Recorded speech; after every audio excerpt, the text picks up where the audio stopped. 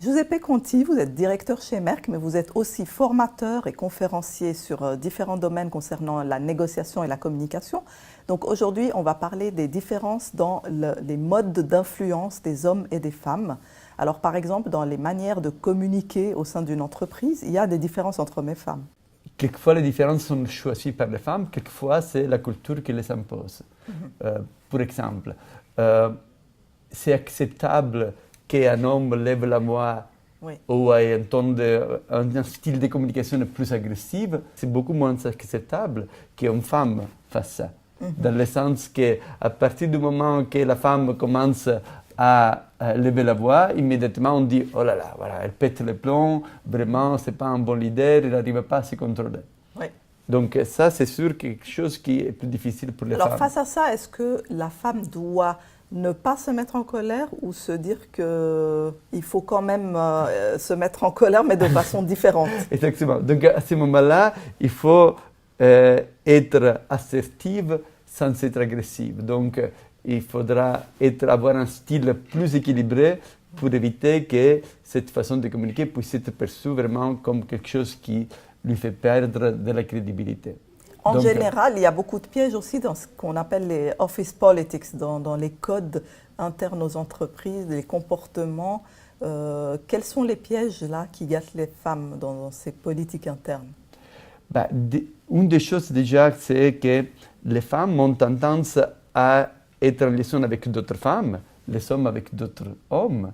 Maintenant, dans les entreprises, qui a les postes plus importants? Ah oui. Et donc, ce qui se passe, c'est que les hommes qui sont connectés avec d'autres hommes peuvent avoir accès à l'information d'une façon privilégiée plutôt que les femmes. Mais il est compliqué pour une femme qui n'a pas un niveau de cadre supérieur d'être en réseau avec des hommes cadres aussi. Si elle veut s'insérer dans ces réseaux, ce n'est pas facile. Déjà, parce que souvent, il y a des réseaux qui sont typiquement masculins, comme on va jouer au foot ensemble.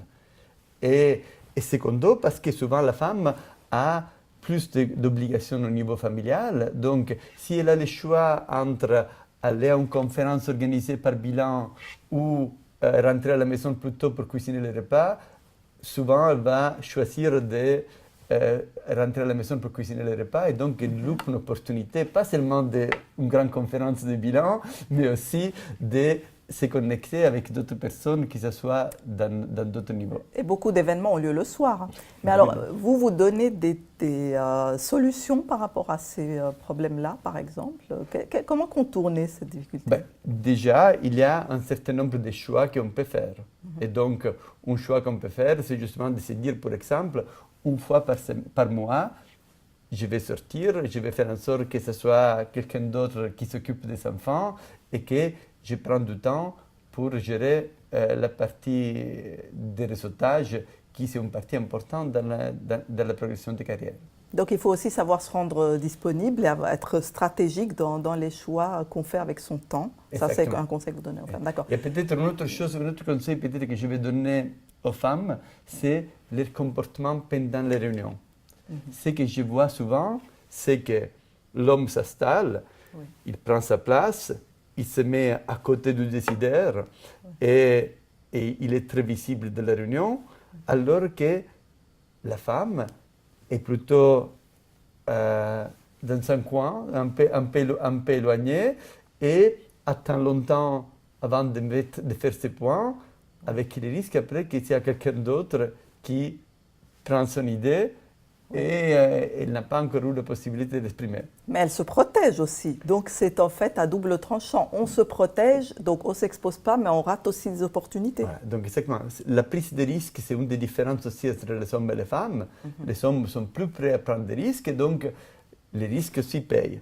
Si j'attends d'être sûr, il y a le risque que quelqu'un d'autre aura déjà pris l'idée. Ou ça peut aussi se passer, c'est quand je lance mon idée, plutôt que je la lance d'une façon assertive et claire, je pose une question. Lancement d'un nouveau produit. Alors, disons qu'il y a un homme qui dit, voilà, on pourrait lancer ce nouveau produit au Japon. Et après, il y a une femme qui dit, pourquoi pas lancer ce produit dans les produits nordiques? Et après, la discussion continue, jusqu'à quand un homme arrive et dit, on va lancer dans les pays nordiques. Oui, Jacques, tu as raison. Donc, parce que lui, il a dit sur le mode affirmatoire. Alors qu'elle a posé une question, elle a dit, mais pourquoi pas lancer dans les produits nordiques? Et après, donc il ne faut pas poser des questions. Mais faire son point. Voilà. Et enfin, il y a aussi les modes de prise de décision qui sont différents. Vous pointez les différences dans la prise de décision chez les hommes cadres et les femmes cadres? Oui, ça aussi. Je crois que un des thèmes caractéristiques, c'est que l'homme est plus décisionnel, donc c'est lui qui va prendre la décision. La femme, qui a en général un style de management plus collaboratif, elle va demander à plusieurs personnes qu'est-ce que tu en penses, qu'est-ce que tu en penses, et donc elle va ressortir comme quelqu'un moins prête, moins leader. Moins leader. Donc, bien sûr, il y a des aspects positifs à être un leader collaboratif.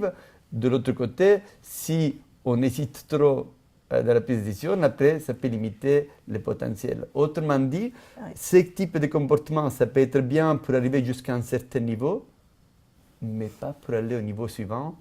Et là qu'on a le plus gros manque de femmes cadres. Où il faut savoir parfois être vraiment le seul patron ou la seule patronne à bord et vraiment diriger. Être prêt à prendre des décisions. Tout en maîtrisant aussi le mode consultatif, mais des fois savoir être seul aux manettes de l'entreprise ou de l'unité.